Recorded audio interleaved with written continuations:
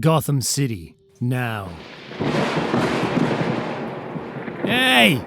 Hey, you! What do you think you're doing? Don't you know what time it is? Don't you know whose city it is? We got curfew here, pal, and oh, it has passed so very long ago, which means what you should know it means. Quite a few of your bones are about to break. Oh, ugh. Stupid! Ah! No! Ah! You're dead! Do you know whose city this is? Yeah, I know.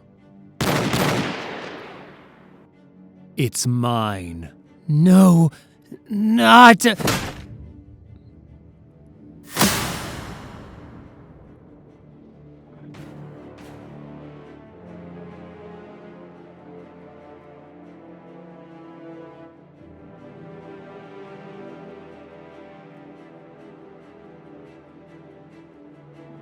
Pig and Two-Face haven't checked in.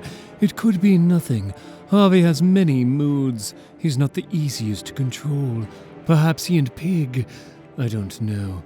It's not so unusual for that team to be late. Honestly, it's probably nothing. He's here. Tell Bane. No, he wouldn't.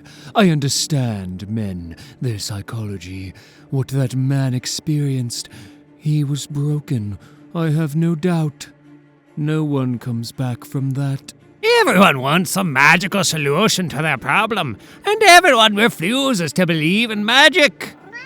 Oh, hello, Mr. Cat. Now, Mr. Cat, I should note that there's an ordinance against strays in Gotham. Or at least I think there's an ordinance. At least, I think. It's so hard to tell these days. In the current political environment, one does not know what to think, or what not to think. I don't know. What do you think?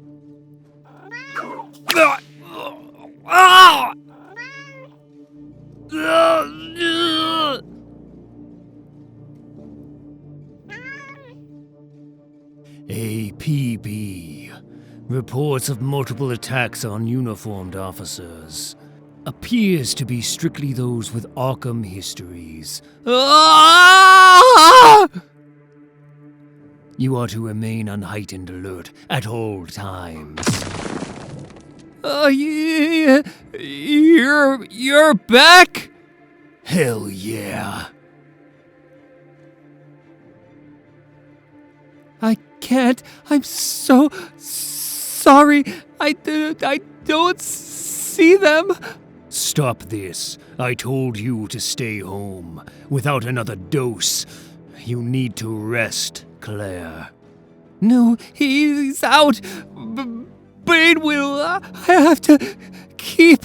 No. Stop using your powers now. We don't need you. We don't need them. I'll find them. Thomas, am I going to die like Hank? No, but for what he's done to you, he will. How do you want to do this? Do you think I care? We go on 3, then. All right. 3.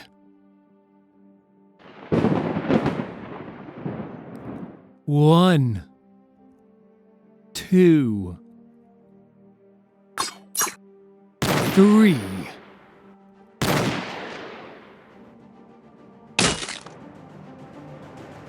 The wise man must not be ordered, but must order. Aristotle. The inexperienced in wisdom and virtue, ever occupied with feasting and such, are carried downward like cattle. Plato. I can... Shh. Rest. Sir, I apologize for the interruption, but I have a message from... Yes. Because of his unwanted presence and her inability to stop him, it is ordered that you kill the boy and display the body publicly. What now? Now. By now, the order's been given. Father will go to the cave. He'll have his gun, loaded and ready. He'll find the boy. My boy. He knows I can't stop him. He's good enough. He knows me well enough to have built defenses around the mansion I can't break. So now, I suppose, Father has a decision to make. I can't.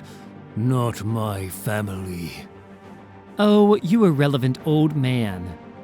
We're not family. What?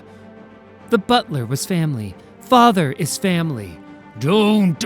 And them. They're family. So, you didn't hit your kid. It was a message, part of their training, a language. I teach them when we spar, how we can communicate through blows, in case someone's watching. After I saw the empty Arkham, saw how far behind I was, I knew Bane had a weapon I couldn't defeat. Something impossibly strong, impossibly fast, who could see everything. Someone capable of getting past defenses I designed to take on the Justice League. Gotham Girl. Yes, Gotham Girl. We were in plain sight. The blow told the Bat family to go quiet, to switch to other, more secure comms. In the meantime, I pursued Bane, knowing I would be defeated. I wanted them to break me, to see me broken, so that I might discover a way to defeat them outside of their watching eyes. You retreated? Strength is not blindly charging forward, mistakenly confident in your unearned omnipotence. Strength is recognizing your own position, your own weakness, then adjusting, reimagining, so that this weakness becomes your power. Feel like you should know. After Damian let us in, told us what had happened, we had a debate while we were waiting. Whether to tell Bruce what you'd done, let him do what he'd do. A bunch of us thought it'd be right, watching him get that angry, watching him bleed you. But some said Bruce should hear it in person, where we can help him with that anger, that pain. And besides, why should we let him have the fun? We had anger, we had pain. Don't we get to do a little bleeding? It was contentious, I'm telling you. We voted. In the end, it came down to Orphan, breaking the tie. She looked down, then she looked up, and she said, Alfred. So that settled that. I crawled out of the pit. I did not return to the city. It was the only way. It hurt more than my back breaking, but the answer wasn't there, so I couldn't be there. Gotham Girl never knew the origin of her power. Her brother procured what she thought was enhanced medicine. He did not tell her that it was an extremely rare form of venom, created by and purchased from Bane. Of course, after Bane's defeat, after I sent Gotham Girl to train, I sought out the origin of this power and discovered Bane's involvement. I spent my considerable resources to destroy this super venom, to prevent it from killing others as it did her brother. However, I kept one dose to use in possible further experimentation. Bane had shown he could access the cave, so I hid the dose, somewhere I thought he would never look, with someone I could forever trust, with my old mentor, the memory of the mountain. Knowing the rate at which Gotham Girl would use up her power to keep the Justice League out, I understood Bane would now use his considerable resources to seek out this last dose. Bane would eventually find what I had hidden. While the disease in Gotham grew, I went to secure the cure. I'm not saying we kill him. I'm saying it'd be easier to deal with him if he had an arrow in his spine. No, that's not the way. The way is, we offer him mercy. Yes, Timothy, of course. And when he says no to mercy, then we put an arrow in his spine. All of you, he made you. Children, fighting for him. An addict, spreading his poison, trying to make himself seem normal. What is wrong? What is wrong with my boy? Oh, enough of this! For Alfred. My grandchildren, you ask for mercy. You may have it. Ah! But though I left, I did not leave the city unattended. I employed a caretaker to watch over, report back, and ensure that the worst atrocities were not realized. A man who wouldn't be seen, who could take advantage of a small crack in Bane's plan. His attempt to control someone who cannot be controlled. Carlo. Clayface. Clayface. There! I've got him! On your left! No! Ah! One more! Just one more! High and low! Now! Ah! Come on! No! How? Here! Now! Tim! Don't! Just like the old... Ah! Now! Again! Don't let him... Alright! Now! Together! We've got him! While Clayface watched the city, I went to the mountain. Unfortunately, Bane must have put out word, had every lowlife looking. When I got to the memory, he had been robbed, killed. The venom was gone, stolen by Magpie. Her men, after the dreams.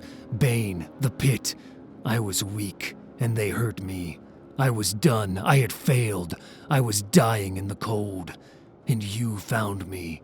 Found these men. Found that the venom would be sold to Bane in Hawaii in a week's time.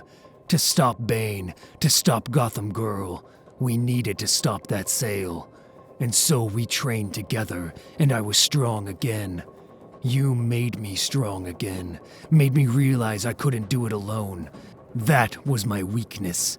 Now, it's my power. They think I have to move alone, so we take advantage of what they think. I reached out to the family, to Alfred. Gotham Girl was weakening. Once the venom was mine, we could move. Alfred escaped my father, creating the need for a hostage. Damien played the fool. He went in, got captured. Once inside the cave, he can let in his brothers and sisters, while we take the city, while we take Bane. They take my father. No! Yes. Wesker. T. Now. Wesker, do you hear me? Will have some tea. I sent word to my boy, using their devices, that everything went well, that his father is gone. He's so clever, my boy. I'm almost proud of him. To sacrifice his man, to get all of them, to surprise me. It was so clever. It almost... But he keeps forgetting that he is my boy. And I'm Batman.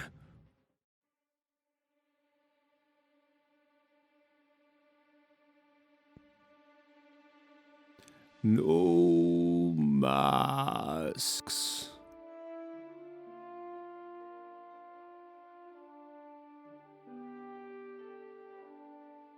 No masks. Is there anything further you require, sir? Yes, ventriloquist. I require my boy. No help. Your cat. Not her city. Not her fight.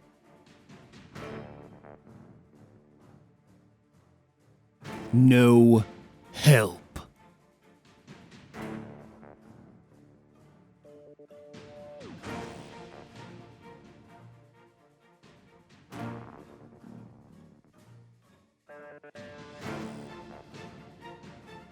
No help.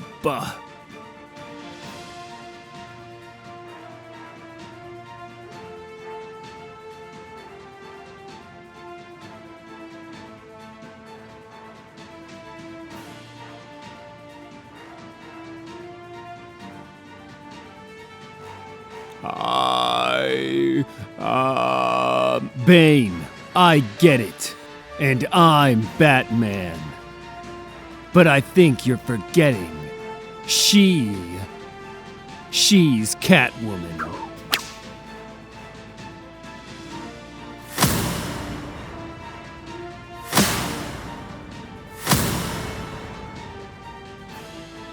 You said it was your city, your fight. You said no help. Yeah, well, I lied. Okay, you were right. See, I told you he'd do it.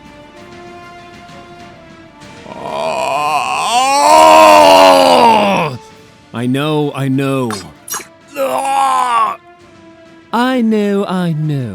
Cat, Bane doesn't use Gotham Girl's super venom because it'll overload his system. If I can inject it into him directly with a batarang, we could take him down. Cat, I was there. But it won't work because he can modulate his body with his pump.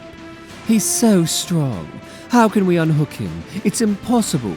He's so big, he's so strong, he's so blah blah blah. You...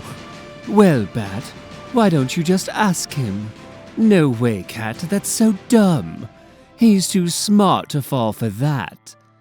Hey, I never said he was smart. The venom will kill you. I can save you. Are we done?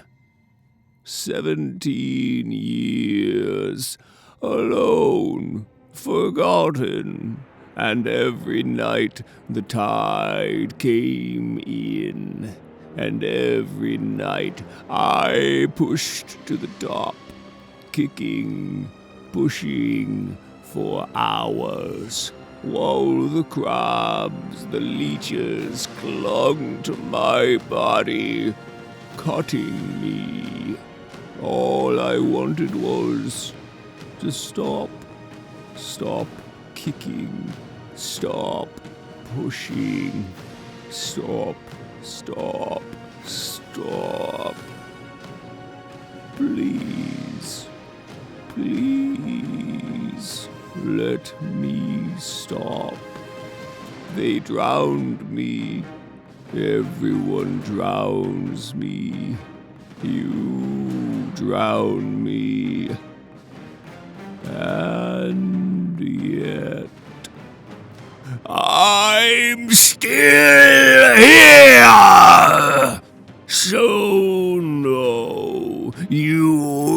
witch jackers! Bat! We're not done!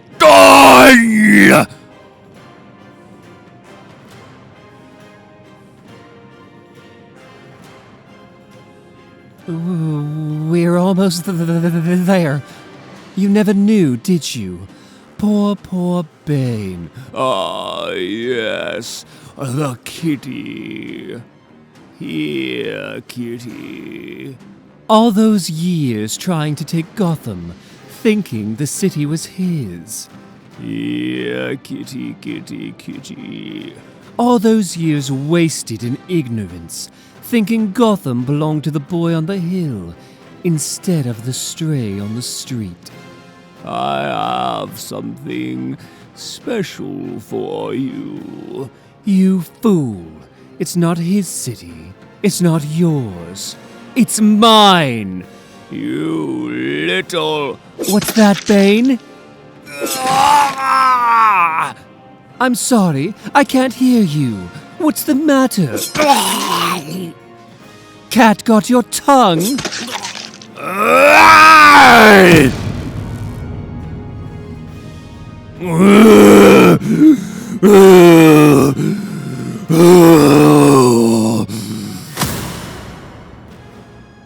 Bane! For what you did. For all you did. For what you did! I could kill you. But death would only end your agony, silence your pain. Instead, I will simply...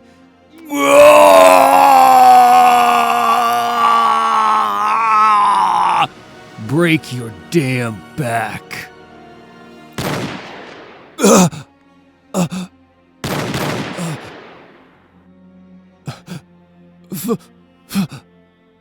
Father. Son.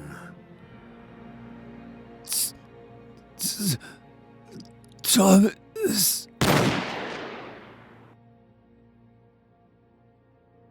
Ventriloquist. Yes, Batman. We've come to the end. Fetch the pirate.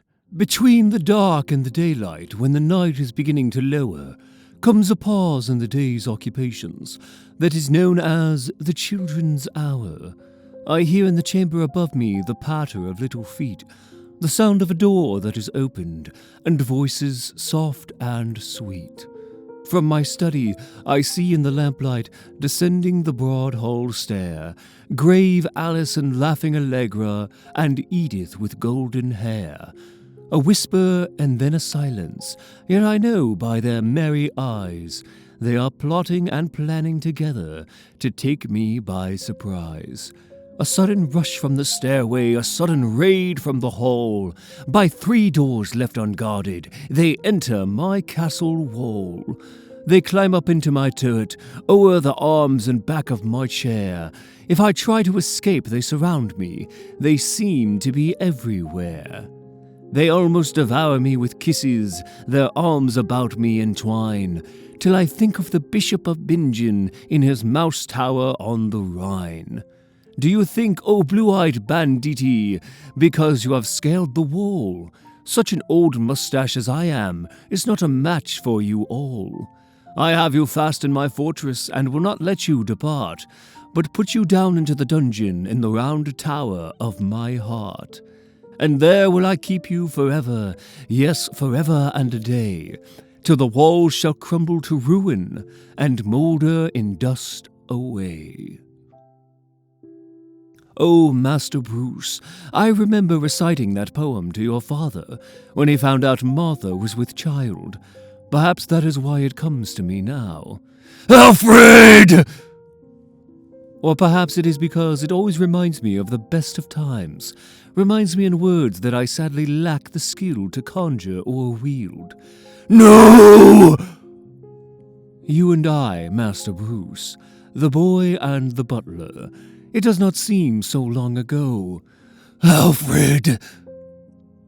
My, the games we played. Cops and robbers was your favorite, and surprisingly in retrospect, you preferred to take on the role of robber. One moment I might be casually dusting in the foyer, and the next I'd have a sharp stick shoved in my back, a small voice telling me to put my hands above my head. It was all over, if I did not immediately surrender. Now, I have never been one for surrender, as you well know, and so, calling on training from my time in Her Majesty's service, I would turn and disarm you. But you were a slippery chap. I never could quite catch you, and off you'd go, as fast as can be. Oh, he would run and chase through every room in the mansion, shouting at one another, "Stop! I will never stop. Neither will I." Screaming and laughing going on for hours. We were not ready for the end. People outside of the family often commented that you were a sullen child. This, of course, was a complete mischaracterization. You were not sullen, you were cautious, like your mother, and caution is an attribute to be admired in one so young.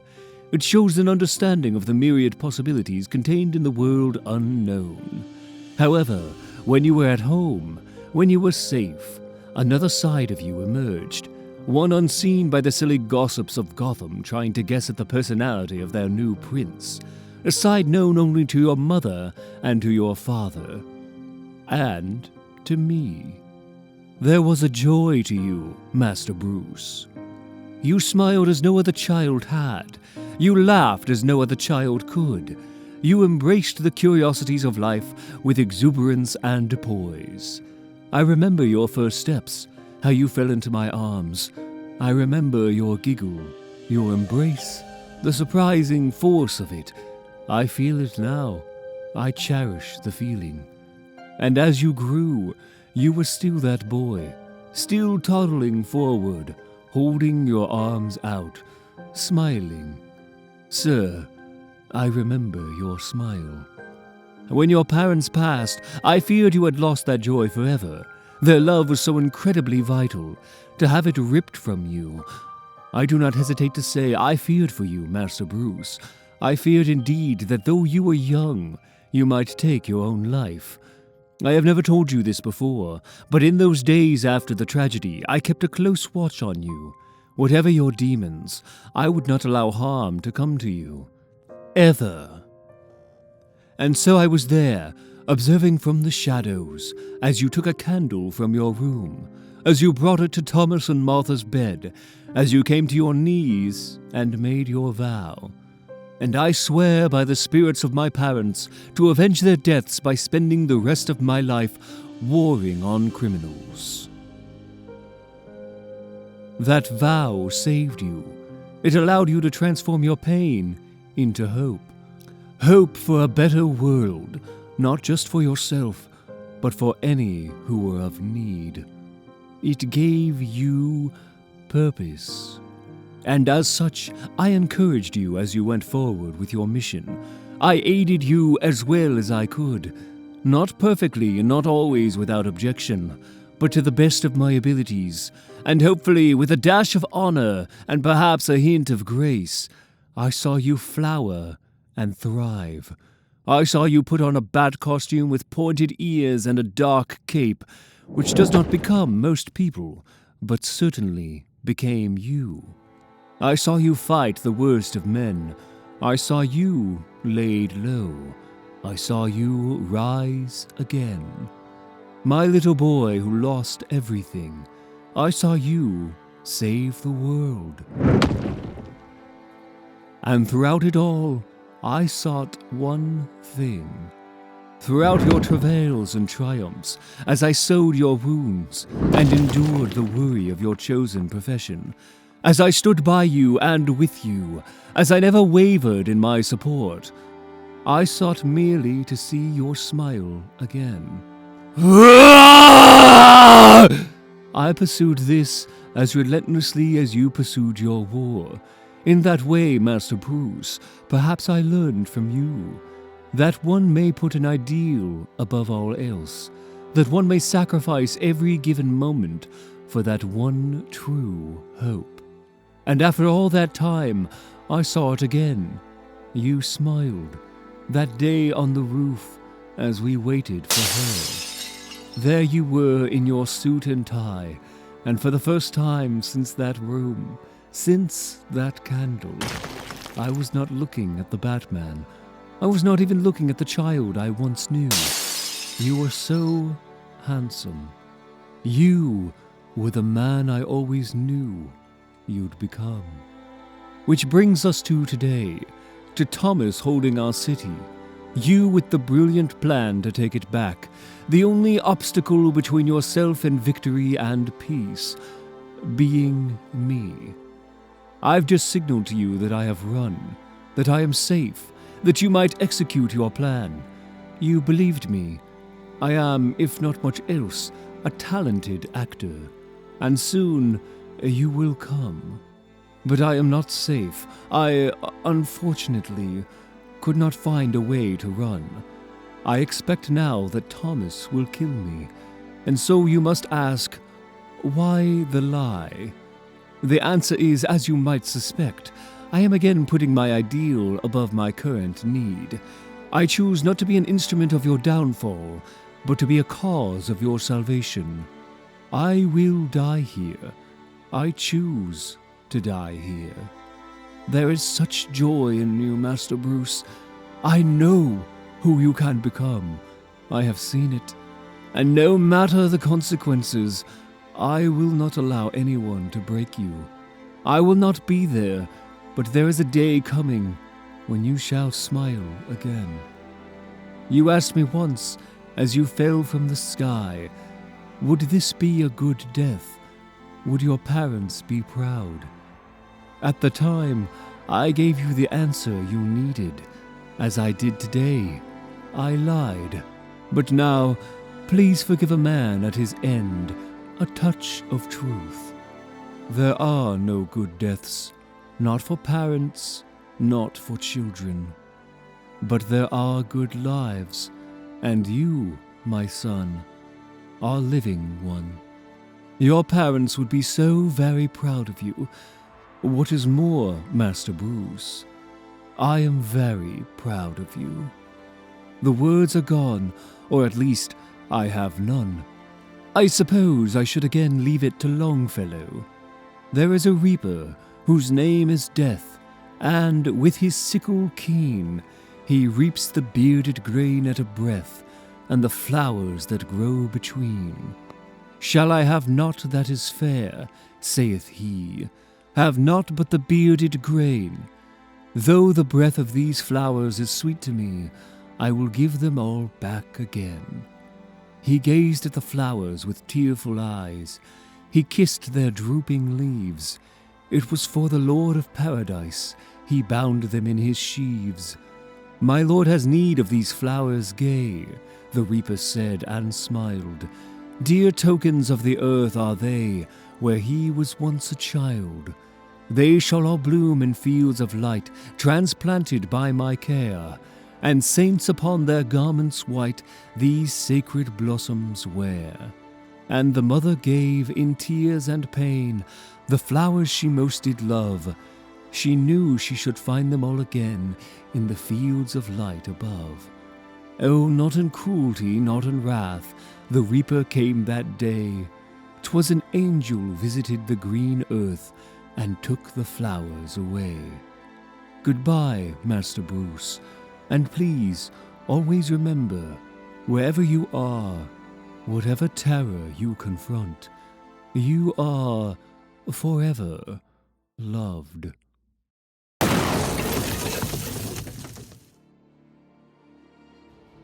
He says you're ready.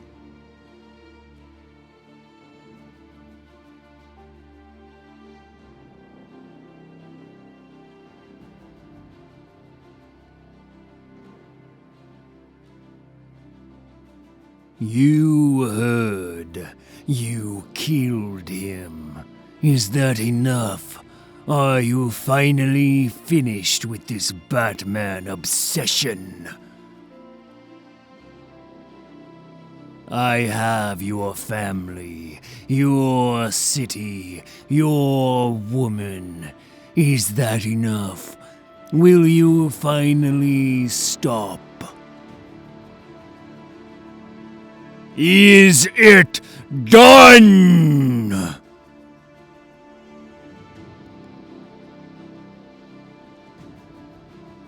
It's never done. There is no progress. Another year, another year. Yesterday becomes today as quickly as today becomes yesterday. You will never stop, and neither will I. One more time, Father, for Alfred. For Alfred.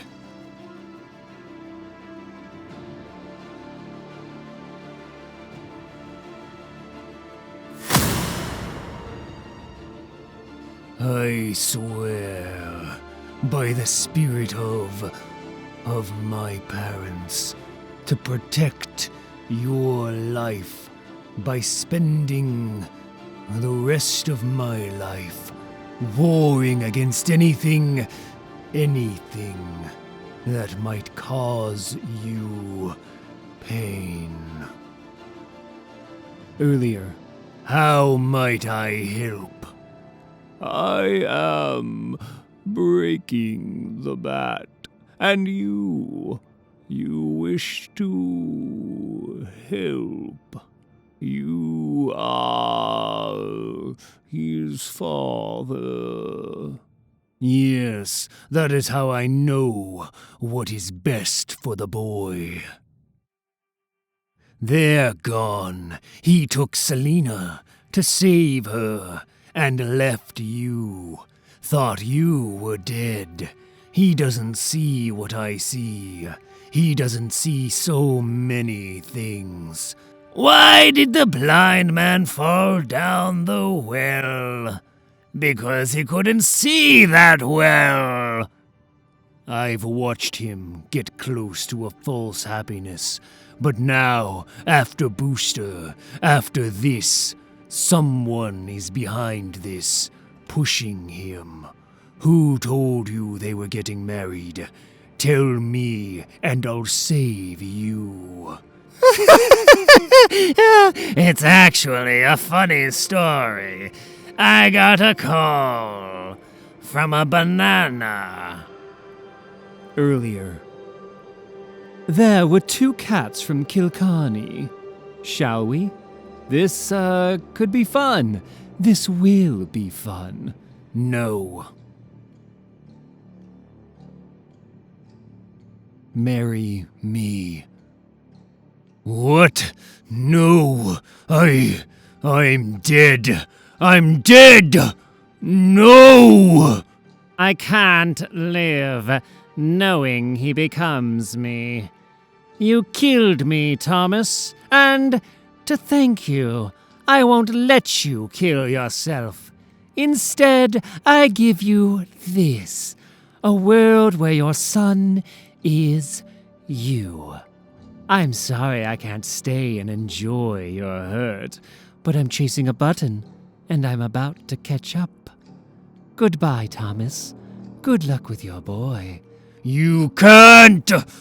No. Don't be Batman.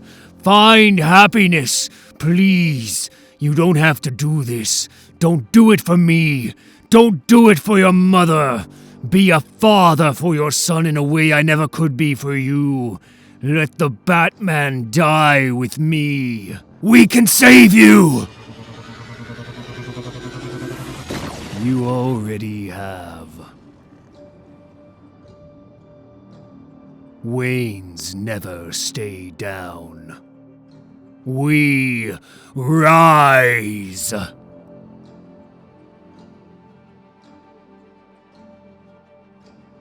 Martha, Selina, I'm sorry.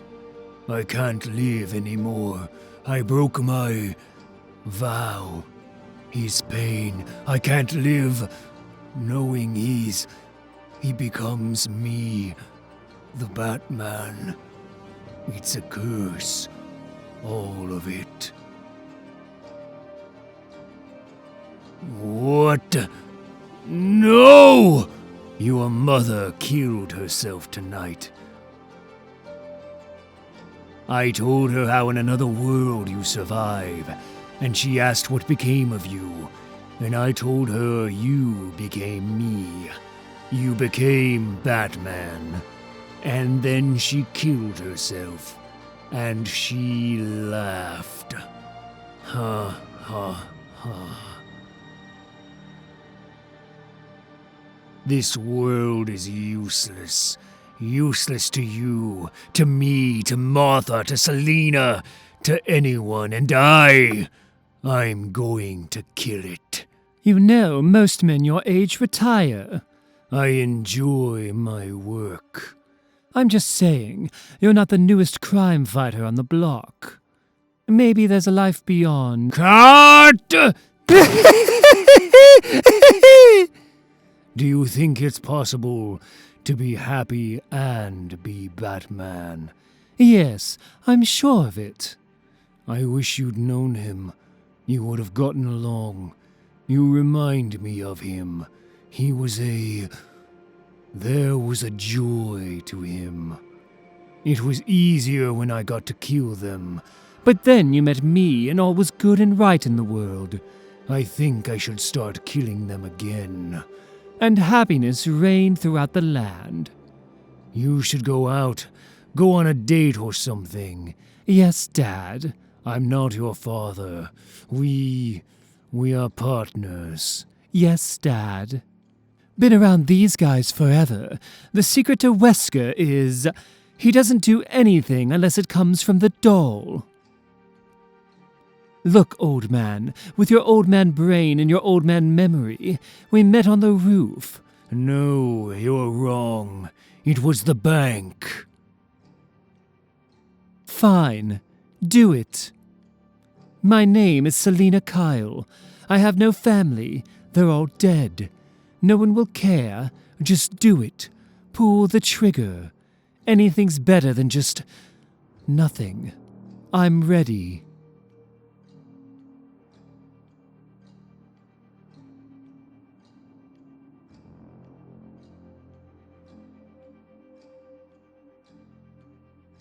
My name is Thomas. My son's name was Bruce. He'd be about your age. Gotham City has seen a sharp drop in its crime rate, though some are questioning if the city has paid too high a price. 2 more criminals were found dead on the corner of Toth and Goodwin today. It is thought to be the work of the Batman. Reports continue about a masked vigilante stalking the streets, leaving a trail of bodies.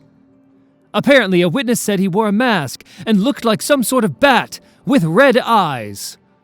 All right, whatever you are, you win. Walk. I surrender. Good. Thank you. Martha, why? I kept asking him and asking him and asking him. I was very polite. I tried to be very nice, but he wouldn't find my pearls. Mr. Chill, do you want to know something? My son, Bruce, he used to say when he grew up, he wanted to help people. Maybe even become a doctor. Like his old man.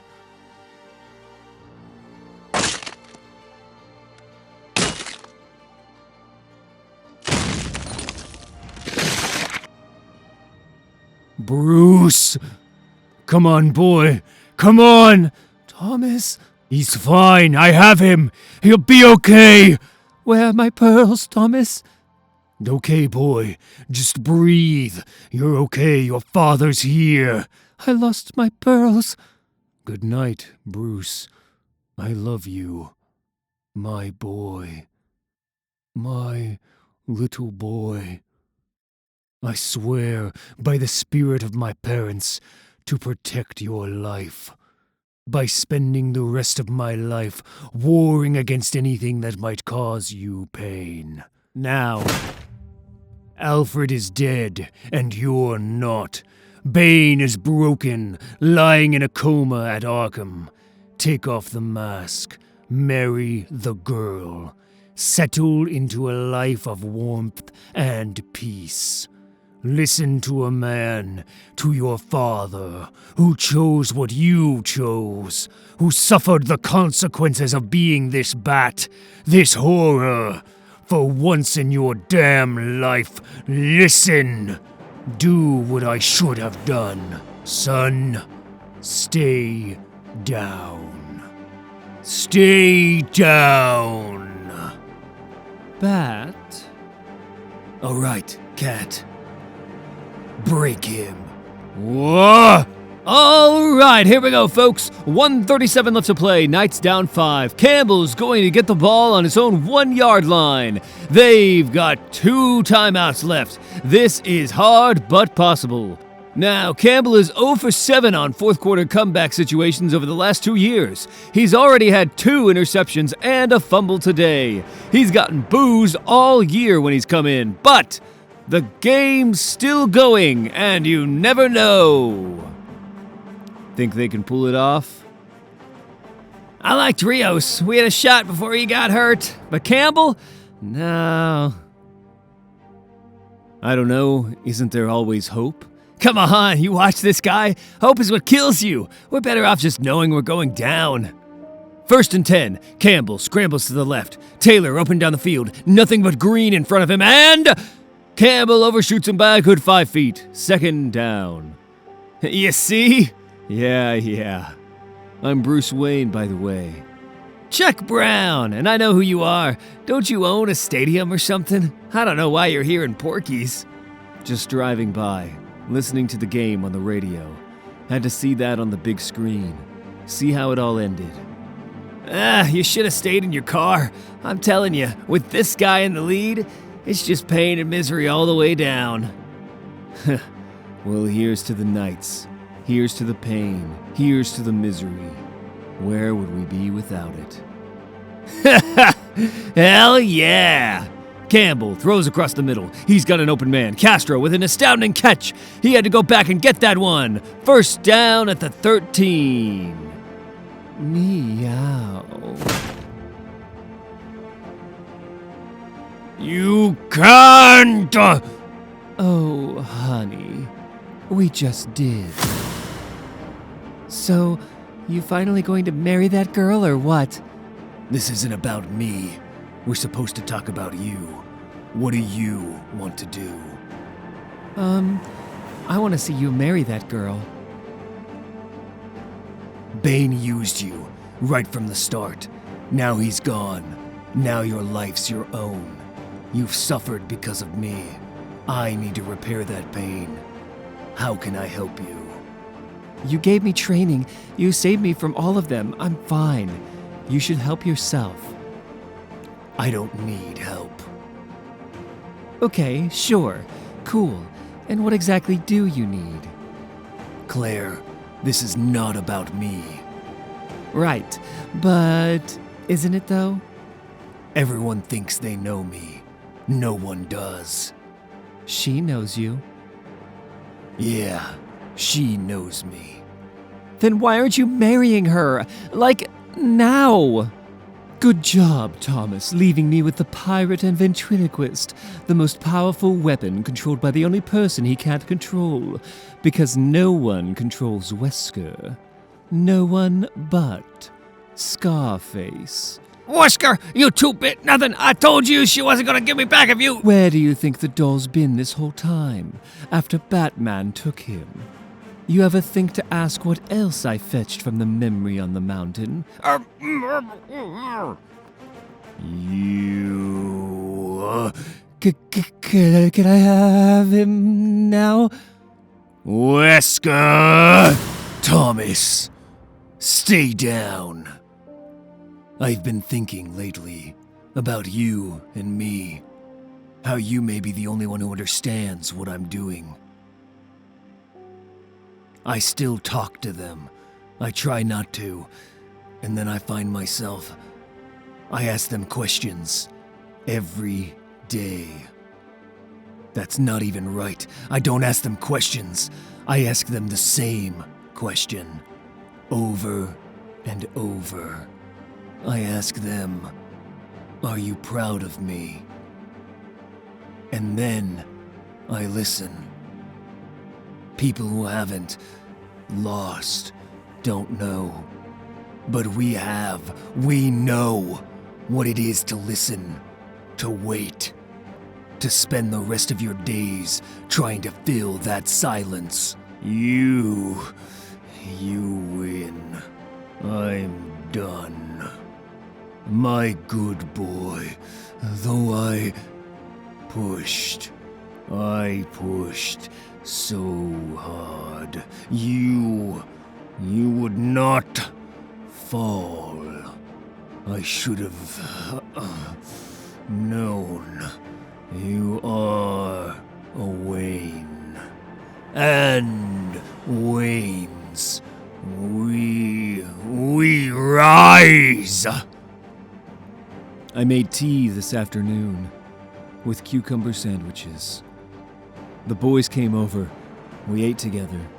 They're doing well. They send their love. We all miss you terribly. Bruce. Yeah, all right. There once were 2 cats of Kilkenny. Each thought there was 1 cat too many. So they fought and they fit and they scratched and they bit. Till, accepting their nails in the tips of their tails, instead of 2 cats, there weren't any. Remember the beach? I do. It was beautiful. Should we get married? When? What is it, about 4 a.m.? Judge Wolfman's probably coming out of the bar soon. How about now? Okay.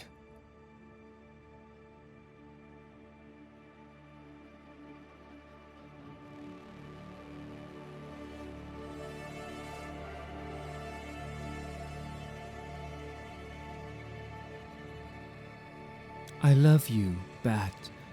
I love you so much. You're a fool. I gave you what I never had, a chance with her. I showed you the uselessness of the mask. I've lived in pain so you could have happiness. I showed you! You are not Batman.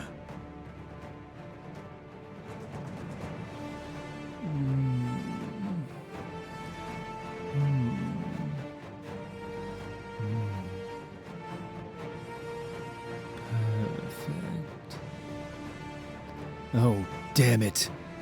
What? No, let me guess. Ivy's taking over your brain, and now we have to fight. I wish you luck, Batman. Meow.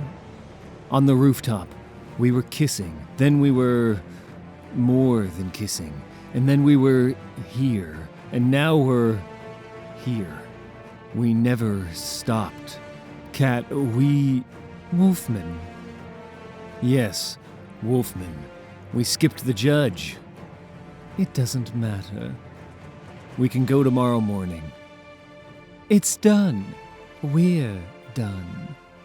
We go out every night and dress up as animals and fight crime. Not because we believe in the law, but because we believe in something higher than the law. After what we've been through, after the years, the deaths, I don't need a judge or a dress or an audience to know that you and I, the bat and the cat, we are forever.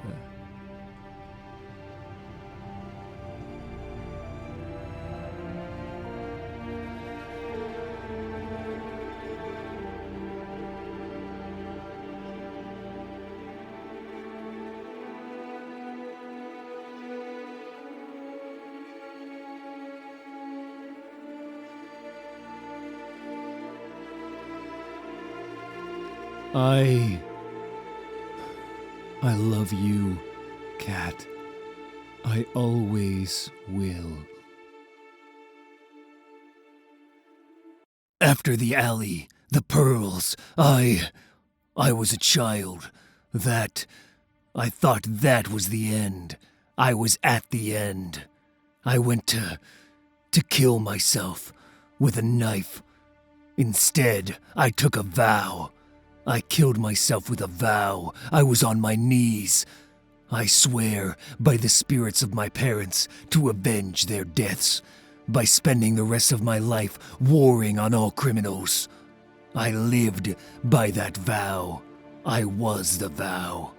I was Batman. I am no longer a child. Life is not a trap you make when you're 10 and you're hurting.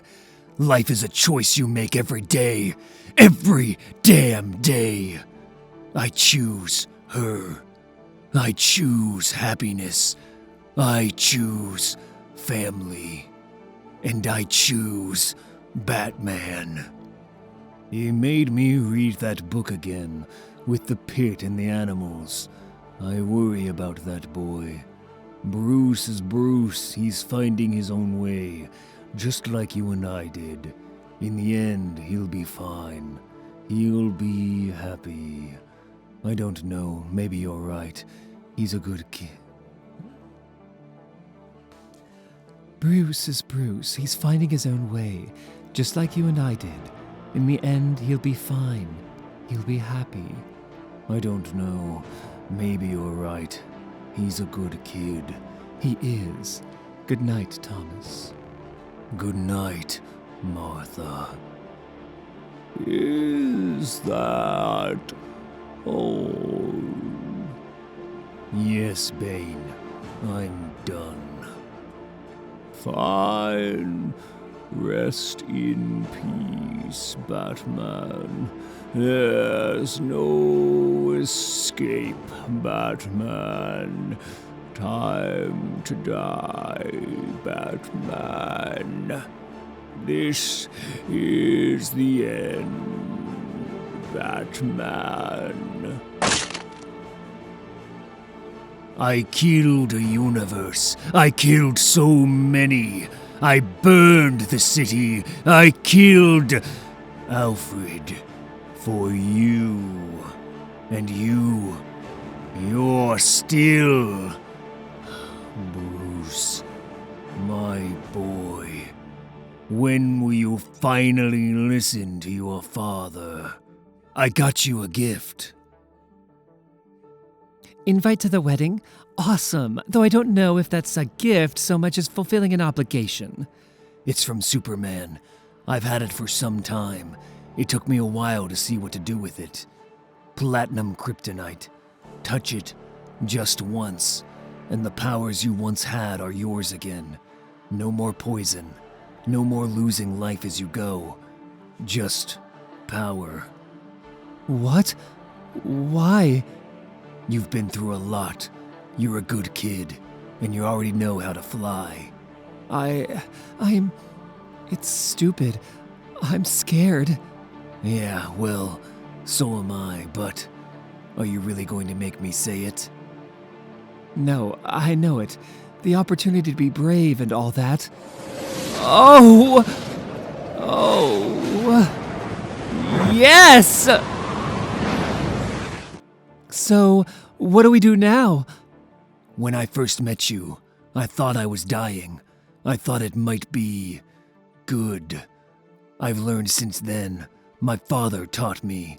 There are no good deaths, but there are good lives. Let's try to live one of those. I want you to know, I listened. I heard all of it. I know you, what you did. And I want you to know, I need you to understand.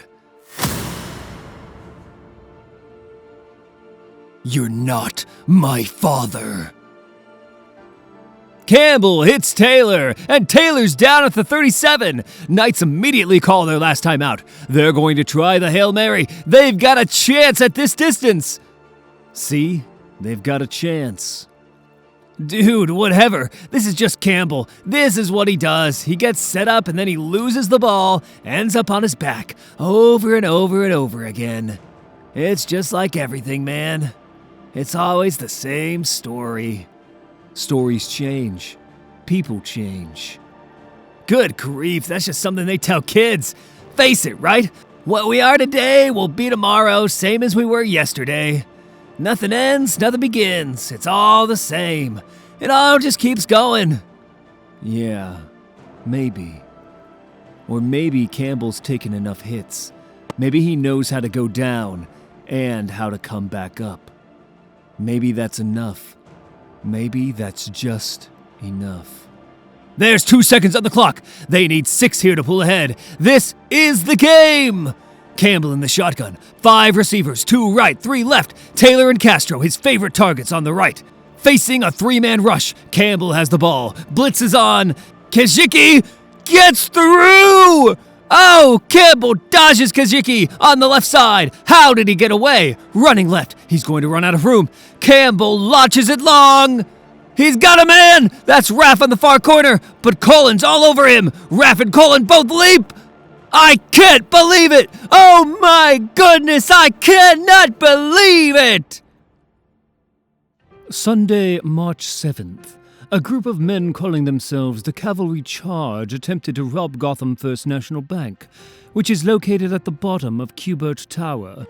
Gotham PD arrived on the scene in a prompt fashion surrounding the tower.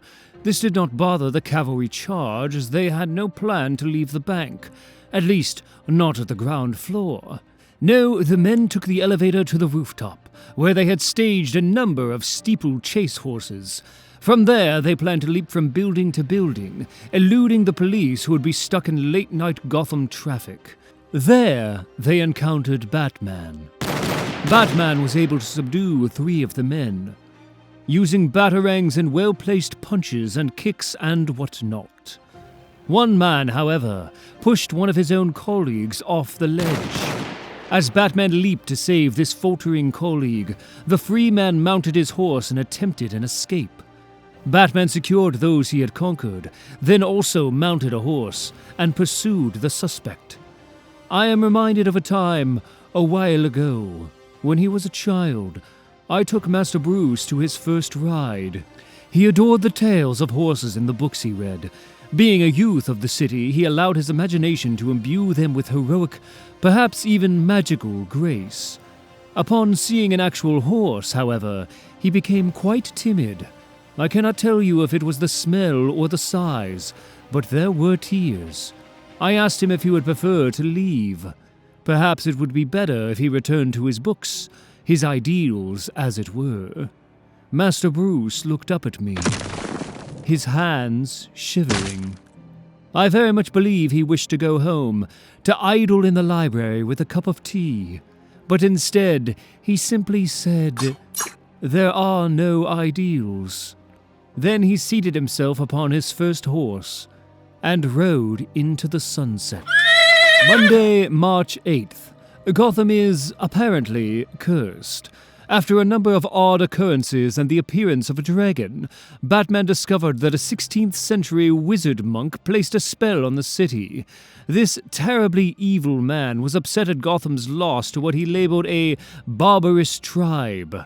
He cast, for Gotham, who would ne'er be best, for the years and fire her destruction wilt nest, or something of the sort.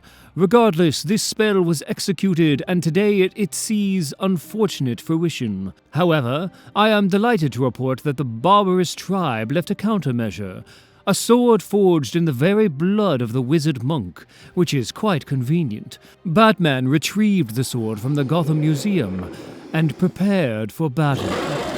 This is obviously not Batman's first dragon. I was therefore surprised to see, before he left the cave, a modicum of reservation in his eyes.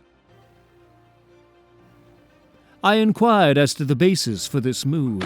At first he dismissed it as insignificant, but then he could not help himself but to explain, as is his nature. "It is that word," he said, "in the curse. Nest." He could not explain that word or its possible effect. He preferred to never enter a fight without a full exploration of all possibilities. Preparation is purpose, he said, and he did not feel prepared. I offered that he might handle some of his friends who were more familiar with the magical arts. He dismissed this. Were they needed here, they would be here. They are not, and he is, and as such he would deal with the dragon. Then, despite his reservation, he made his way to the car, to the danger. He noted whatever nest meant, he would discover it out there. Preparation is purpose, he said, but preparation can also be paralysis. And while this city burns, I will not hold still. Tuesday, March 9th, about a year past, UFA champion Henry Feeder offered a 100 million purse all to charity for a chance to fight the Batman. And about a year past, this offer was politely ignored. As time passed, Mr. Feeder repeated this farce again and again, noting that he was the undefeated champion in however many weight classes, a master of every known form of martial combat, universally acknowledged as the greatest fighter in the history of his, or indeed any sport. He easily dismissed any challengers, all while shouting that only one man was worthy of his talent. Only one man might give him a few seconds of fun. When his derisive calls were not answered, Mr. Feeder resorted to childish taunts. I hesitate myself to repeat what he said here. In the end, it came down to calling Batman a coward. He insisted that Batman was a man who only harmed those unworthy of him, untrained and undisciplined criminals. Mr. Feeder claimed Batman could not and would not fight his betters. As with his offer, these frivolous comments went rightfully unanswered. However, a few months back, a video of Mr. Feeder was made public. As is well known, the video showed Mr. Feeder's cruelty toward a woman identified as his then-girlfriend.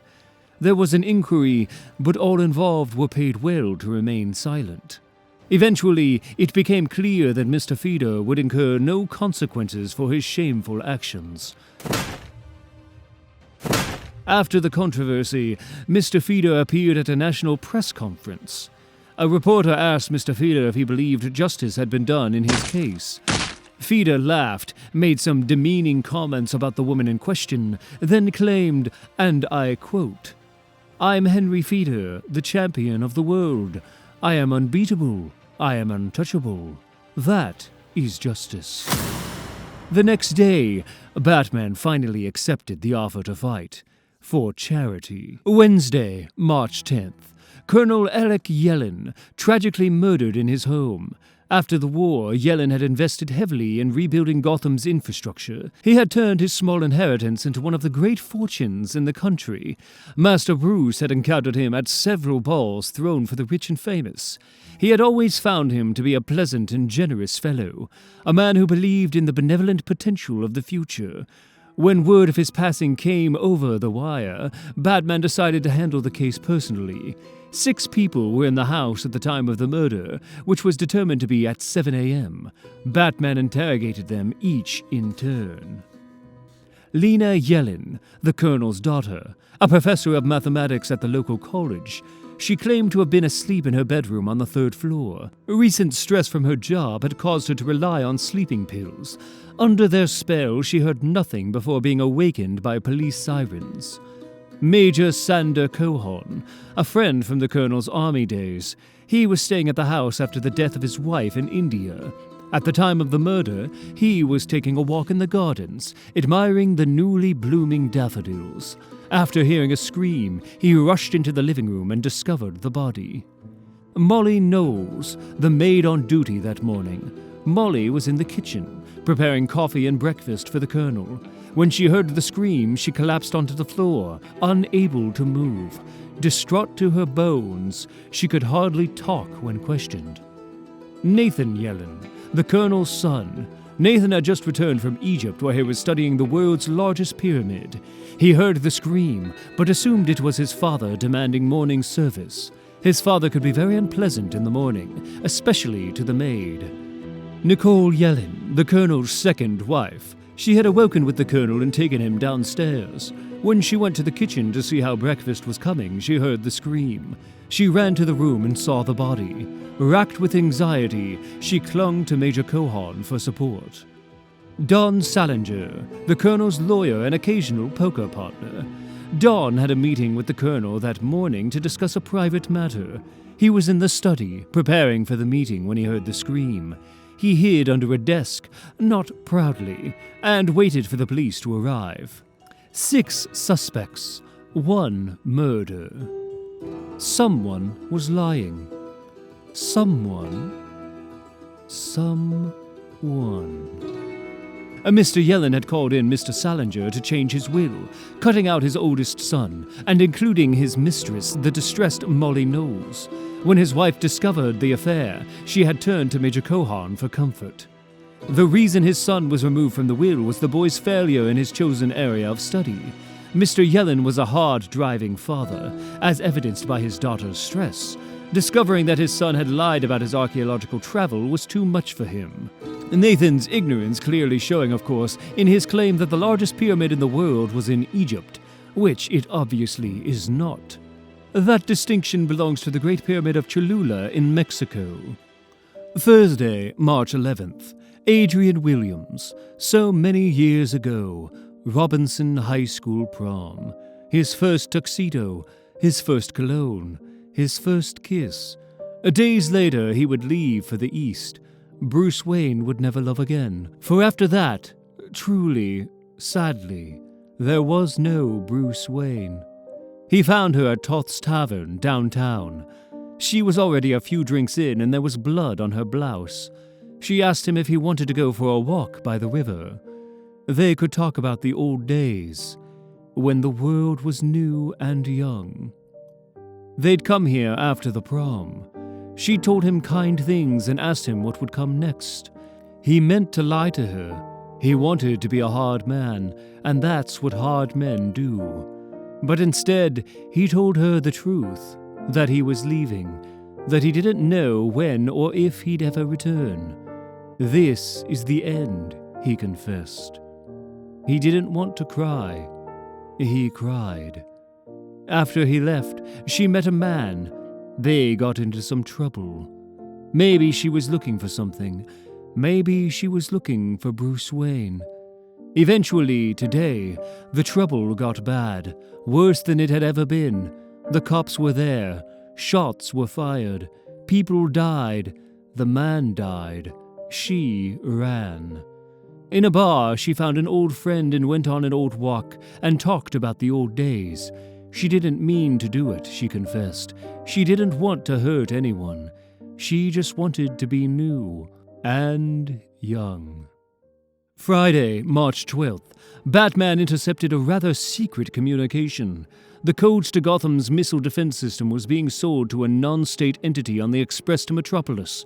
Using these codes, this entity could set the missiles to detonate in place, killing millions. Fortunately, the seller had never seen the buyer. The seller said he'd meet the buyer on the midnight train to Metropolis.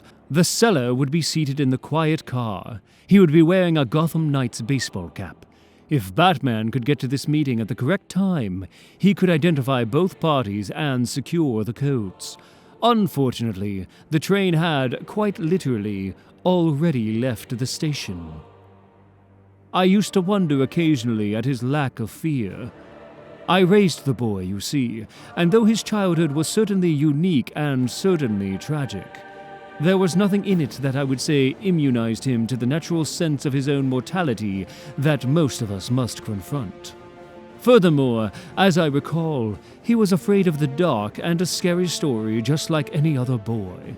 There was nothing genetically interesting about him that might block a sense of or a need for common safety.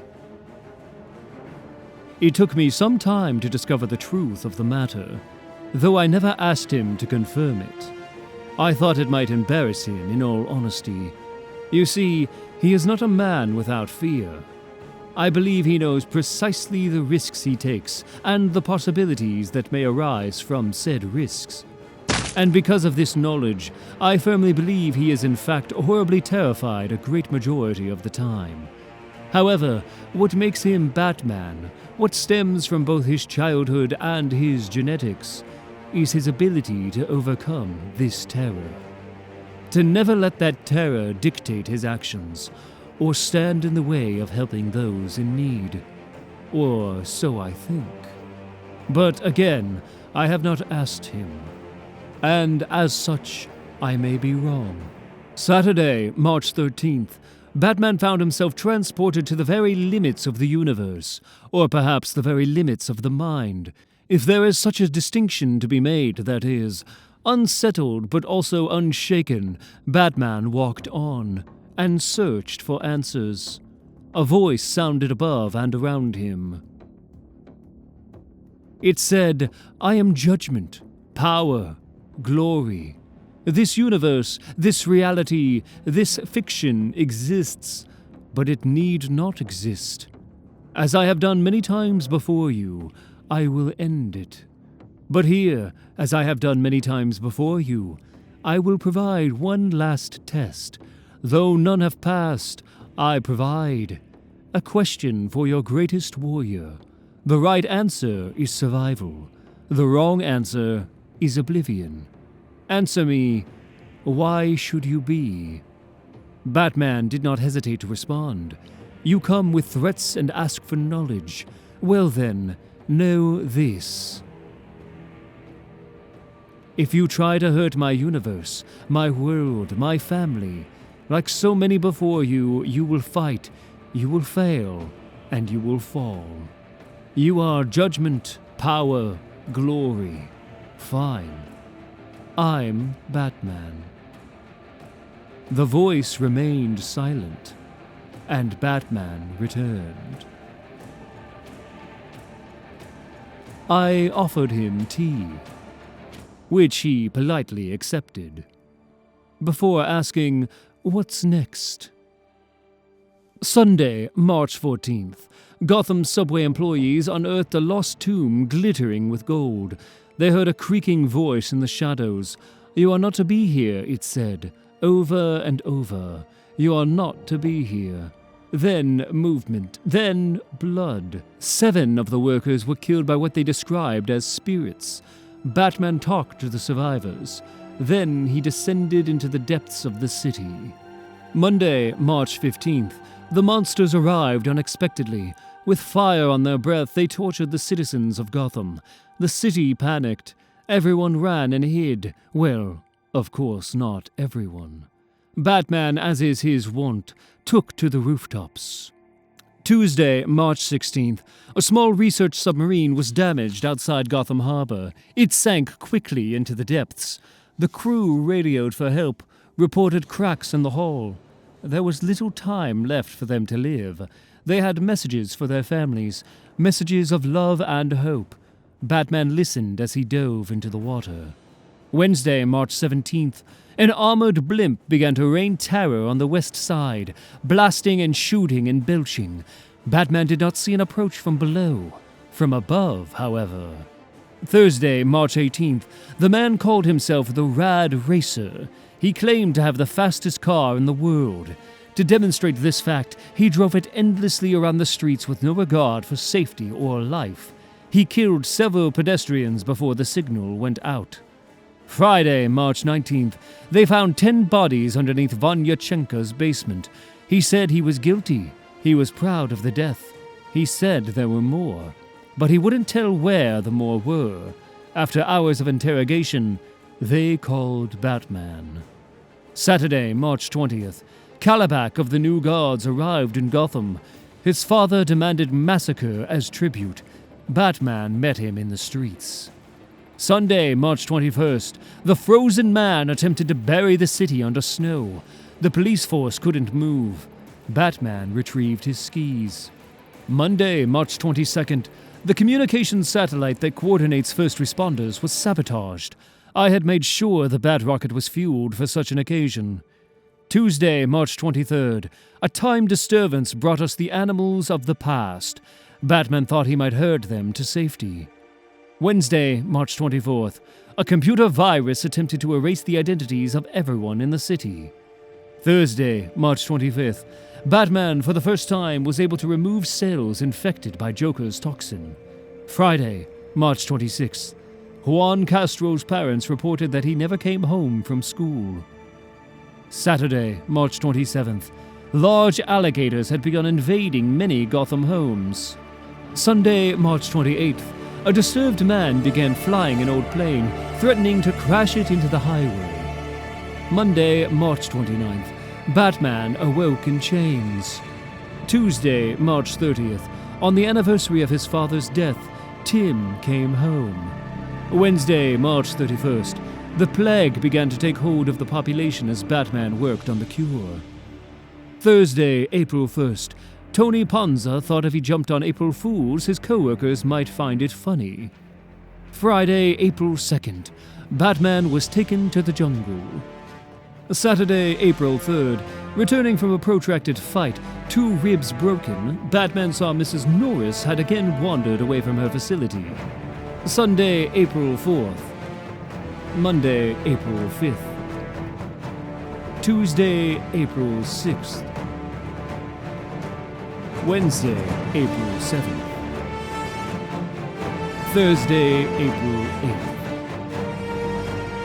Friday, April 9th. Saturday, April 10th. Sunday, April 11th. Monday, April 12th. Tuesday, April 13th. Wednesday, April 14th. Thursday, April 15th. Friday, April 16th. Saturday, April 17th. Sunday, April 18th. Monday, April 19th. Tuesday, April 20th. Wednesday, April 21st. Thursday, April 22nd. Friday, April 23rd. Saturday, April 24th.